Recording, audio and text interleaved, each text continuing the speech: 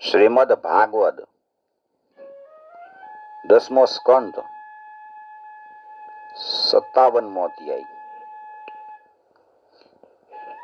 સમયંતક હરણ, સતધન્વાનો ઉદ્ધાર અને અક્રૂરજીને ફરીથી દ્વારકા બોલાવા. શ્રી શુકયુવાચ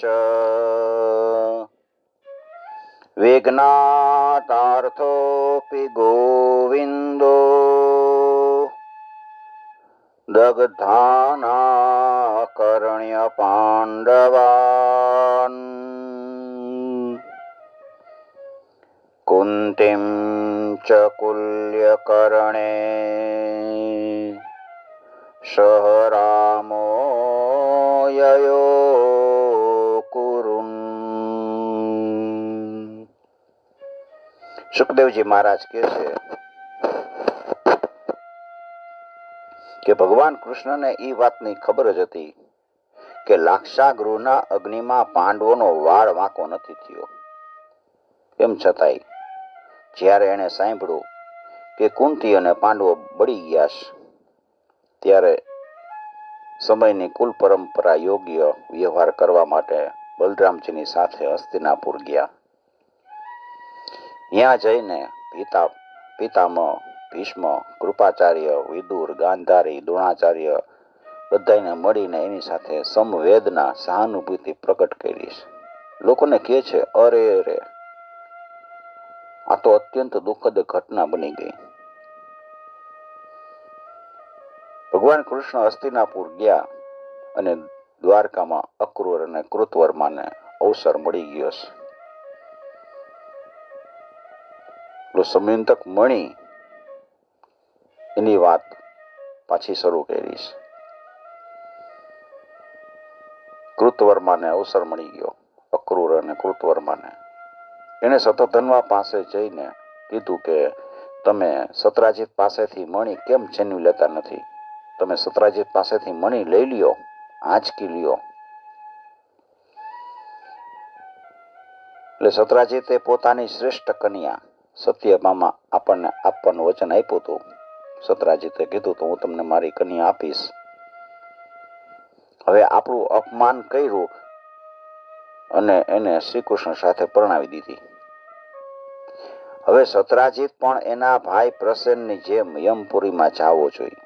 કેમ ન જાવો જોઈએ? આવું અક્રૂર અને કૃતવર્મા બે નક્કી કરે છે.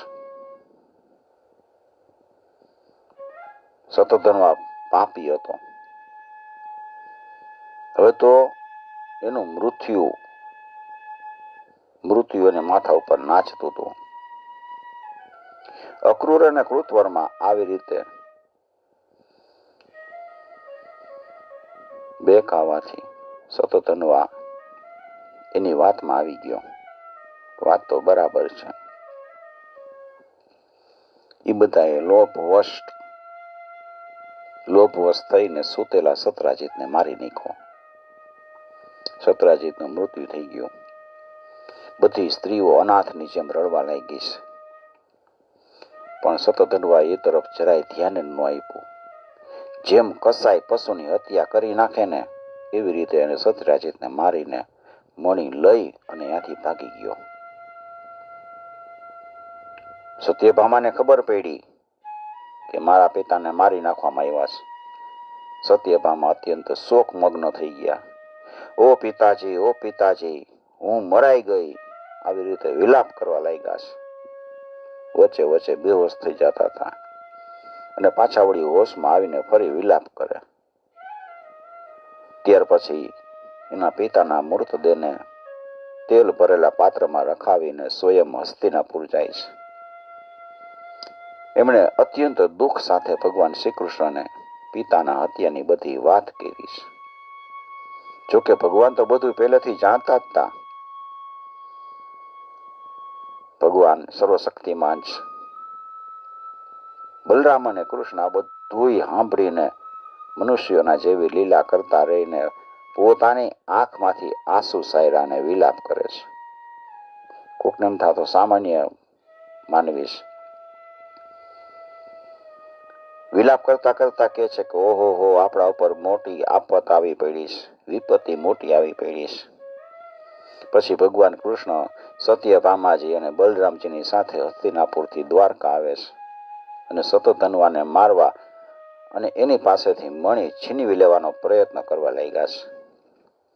શતધન્વાને ખબર પડી ગઈ કે ભગવાન કૃષ્ણ મને મારવાનો પ્રયત્ન કરે છે, એટલે બહુ ગભરાઈ ગયો. પોતાના પ્રાણ બચાવવા માટે એને કૃતવર્માની મદદ માંગી છે. કૃતવર્મા પાસે ગયો અને કહે છે મને બચાવો. કૃતવર્મા કહે છે કે ભગવાન કૃષ્ણ અને બલરામજી સર્વશક્તિમાન ઈશ્વર છે, હું એની સામે કાંઈ કરી શકું એમ નથી. ભલા એવું કોણ છે કે એની સામે વેર બાંધીને આ લોક અને પરલોકમાં બેયમાં કુશળ રહી શકે? એની હારે વેર ન બંધાય. તમે જાણો છો કે કંસ આની સાથે દ્વેષ કરતો હતો, એને લીધે તો એ રાજ્ય લક્ષ્મી ગુમાવી બેઠો અને પોતાના જ અનુયાયીઓ સાથે એ મરાઈ ગયો. એટલે કૃષ્ણ સામે વેર ન કરાય. અને વધારામાં જરાસંઘ જે બળવાન કહેવાય, એની સામે જરાસંઘ પણ 17 વાર મેદાનમાંથી હારી ગયો. પરાજિત થઈને રથ વિના જ પોતાની રાજધાનીમાં જવું પડ્યું હતું એને. આવો સ્પષ્ટ જવાબ કૃતવર્માને આપી દીધો. કૃતવર્માએ શતધન્વાને આપી દીધો. ત્યારે શતધન્વા મદદ માટે અક્રૂરજી પાસે જાય છે અને પ્રાર્થના કરે છે કે ભાઈ, એવું કોણ છે જે સર્વશક્તિમાન ભગવાન કૃષ્ણનું બળ પરાક્રમ જાણીને પણ એની સાથે વિરોધ કરે? અક્રૂરજીએ આવી રીતે કીધું, એની હારે વિરોધ ન કરાય. તો ભગવાન છે, જે ભગવાન ક્રીડા માત્રથી જ આ સંપૂર્ણ વિશ્વની રચના, રક્ષા અને સંહાર કરે છે. અને એ ક્યારે હું કરવા ઈચ્છે છે ને, એ બ્રહ્મા વગેરે વિશ્વના વિધાતા છે ને, એ સમજી શકતા નથી. ભગવાનને શું કરવું હોય એ કોને ખબર નથી પડતી. એને 7 વર્ષની વયમાં જ એ તદ્દન બાળક હતા ને, ત્યારે એક હાથે જ ગિરિરાજ ગોવર્ધનને ઉપાડી લીધો હતો. અને જેમ નાના નાના બાળકો બિલાડીના ટોપને ઉપાડીને હાથમાં રાખીને, એવી રીતે રમત રમતમાં 7 દિવસ સુધી પોતાના હાથ ઉપર ધારણ કરી રાખ્યો હતો. હું તો એ ભગવાન શ્રી કૃષ્ણને નમસ્કાર કરું છું. એના કર્મો અદ્ભુત છે. તેઓ અનંત છે, અનાદિ છે, એક રસ છે, સર્વાત્મા સ્વરૂપ છે. હું એને નમસ્કાર કરું છું.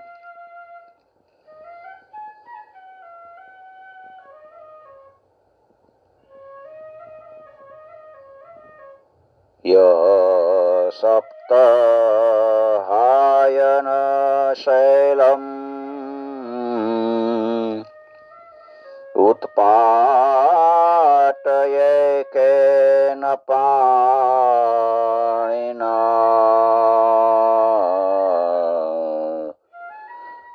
દધાર લીલયા બાલ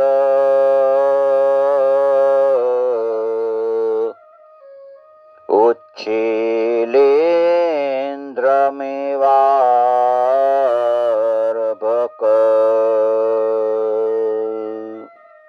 લીલા માત્રથી પર્વત ઉપાડી લીધો એવા ભગવાનને હું નમસ્કાર કરું છું. નમસ્તસ્મૈ ભગવતે કૃષ્ણાયાદભૂત કર્મણે અનંતાયાદિભૂતાય કૂટસ્થાયાત્મને નમઃ.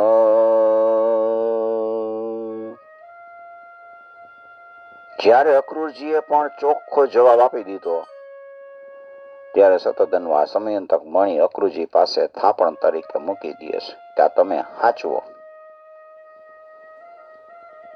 પોતે મણી આપી અને 400 કોસ સતત દોડનારા ઘોડા ઉપર બેહી અને ત્યાંથી જલ્દી ભાગી ગયો શીઘ્રતાપૂર્વક. પરીક્ષિત, પછી ભગવાન શ્રી કૃષ્ણ અને બલરામ બે પોતાના ગરુડ ધ્વજ ઉપર બેહી અને જેમાં અત્યંત વેગવાળા ઘોડા ચોડ્યા છે એવા રથ ઉપર બેઠા. એ રથનું નામ છે ગરુડ ધ્વજ રથ. સત્રાજીતને મારનારા સતધનવાનો પીછો કરે છે. એને મિથિલાપુરી પાસે એક ઉપવનમાં સતધનવાનો ઘોડો પડી ગયો. હવે સતધનવા એમને પગ પાડા ભાગવા માંડ્યો છે. ખૂબ ભયભીત હતો અને ભગવાન કૃષ્ણ પણ ક્રોધિત થઈને એની પાછળ દોડ્યા છે. સતધનવા પગ પાડા ભાગતો હતો, એની પાછળ ભગવાન પણ પગપાળા દોડીને એની પાછળ જાય છે. પાછળ જતા તીક્ષ્ણ ધારવાળા ચક્રથી એનું માથું ઉતારી લીધું. એના કપડા ફંફોઈસા. કપડામાંથી સમયંતક મણી શોધે છે. એમાંથી સમયંતક મણી મળતો નથી. ત્યારે કૃષ્ણ બલરામજી પાસે આવીને કહે છે, મેં તો સતધનવાનને ખોટો મારી નાખ્યો, વ્યર્થ મારી નાખ્યો. કેમ કે એની પાસે મણી તો છે જ નહીં. બલરામજી કહે છે કે એમાં સંદેહ નથી. સતધનવાએ એ મણી કોકની પાસે રાખી દીધો છે. હવે તમે દ્વારકા જાઓ અને એનો પતો મેળવો, મણી કોની પાસે છે. હું વિદેહરાજને મળવા ઈચ્છું છું, કારણ કે તેઓ મારા અત્યંત મિત્ર છે. પરીક્ષિત, આમ કહીને બલરામજી મિથિલા નગરીમાં ચાલ્યા ગયા છે. મિથિલા નરેશે જોયું કે બલરામજી મહારાજ પધાર્યા છે. અતિશય આનંદિત થયા છે. તુરત જ આસન ઉપરથી ઊભા થઈ અને અનેક પ્રકારની સામગ્રીથી એની પૂજા કરે છે. પછી બલરામજી કેટલાય વર્ષ સુધી ત્યાં રહે છે અને મહાત્મા જનકજીને બહુ પ્રેમ અને સન્માનપૂર્વક એનું આતિથ્ય કરે છે. એ વખતે ધૃતરાષ્ટ્રના પુત્ર દુર્યોધન એની પાસે ગદા યુદ્ધનું શિક્ષણ પ્રાપ્ત કરે છે. દુર્યોધનના ગુરુ બલરામજી ગદા યુદ્ધ એની પાસે શીખાતા.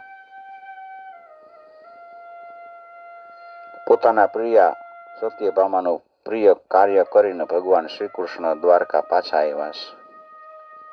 સત્યભામાને કીધું કે સતધનવાન મારી નાખ્યો છે, પણ મણી એની પાસેથી મળ્યો નહીં.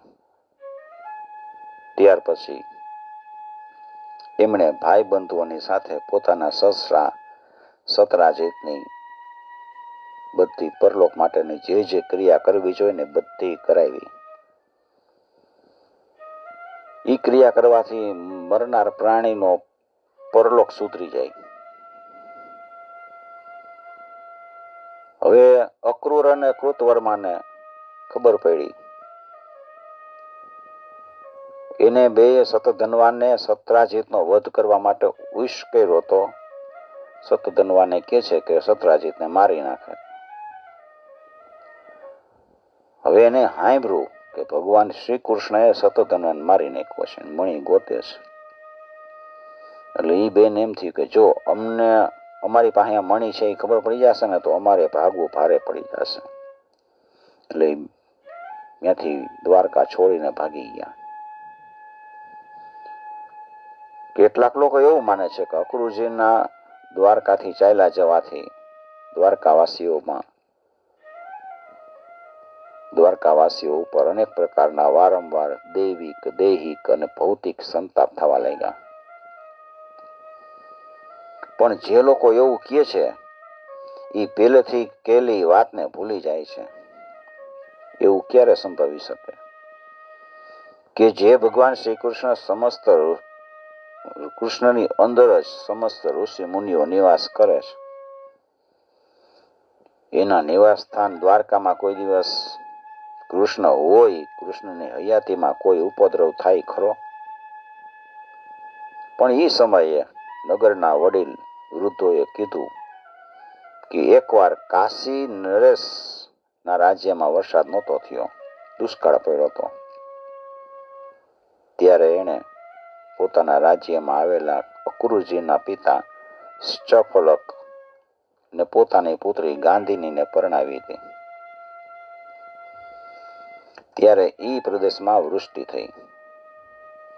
અક્રૂરજી પણ શ્ચફલકના પુત્ર જ છે અને એનો પ્રભાવ પણ એના જેવો જ છે. એટલે જ્યાં અક્રૂરજી રહે ને ત્યાં બહુ વરસાદ પડે છે અને કોઈ પ્રકારનું દુઃખ કે મારામારી જેવા ઉપદ્રવ થતા નથી. એ લોકોની વાત સાંભળીને ભગવાન વિચારે છે કે આ ઉપદ્રવનું કારણ આ નથી. આવું જાણવા છતાંય ભગવાને દૂત મોકલા છે, અક્રૂરજીને તેડવા માટે દ્વારકા જાય છે. અક્રૂરજી આવ્યા પછી એની સાથે વાતચીત કરી. ભગવાને એમનું બહુ સ્વાગત કર્યું અને મીઠી મીઠી પ્રેમભરી વાતો કરી, ચર્ચા કરી છે. ભગવાન બધાના ચિત્તમાં રહેલા એક એક સંકલ્પને જાણે છે કે આને શું સંકલ્પ છે. હસી હસીને અક્રૂરજીને કહે છે કે કાકાશ્રી, આપ મહાદાની છો. અમને એ વાતની પહેલેથી જ ખબર છે કે સતધનવાને મારીને સમયંતક મણી મૂકી ગયો છે, તમારી પાસે મૂકી ગયો છે. સતધનવા સમયંતક મણી તમારી પાસે મૂકી ગયો છે. અમને એ વાતની ખબર છે, જે હકીકતમાં અત્યંત પ્રકાશમાન છે, ધન આપનાર છે.